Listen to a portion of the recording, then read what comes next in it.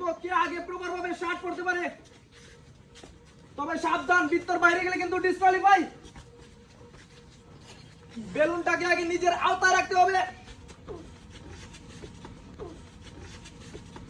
আগে পারবে সেই কিন্তু বিজয়ী, আগে পারবে সেই কিন্তু বিজয়ী। একজন ডিসকোয়ালিফাই, দুজন ডিসকোয়ালিফাই, তিনজন ডিসকোয়ালিফাই। তোমরা তিনজন বাইরে চলে আসো।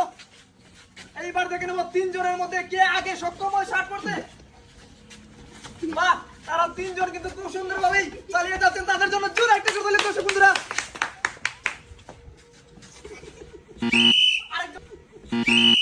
আরেকজন ডিসকোয়ালিফাই। এইবার দেখবো দুজনের মধ্যে কে আগে শার্ট পড়তে পারে। দুজনের মধ্যে যে আগে পারবে সেই কিন্তু বিজয়ী। 6 জনের মধ্য থেকে 4 জন কিন্তু ডিসকোয়ালিফাই। এইবার দেখা যাবে দুজনের মধ্যে কে হয়। তবে সাবধান, ভিতর বাইরে যাওয়া যাবে না। বেলুনের ব্যালেন্স ঠিক রাখতে হবে। একজন কিন্তু খুব এগিয়ে, আরো সুন্দরভাবে চেষ্টা চালিয়ে যেতে হবে। দুজনের মধ্যে যে পারবে সে কিন্তু বিজয় হবে। দেখা যাক দুজনের মধ্যে কে আগে পারে।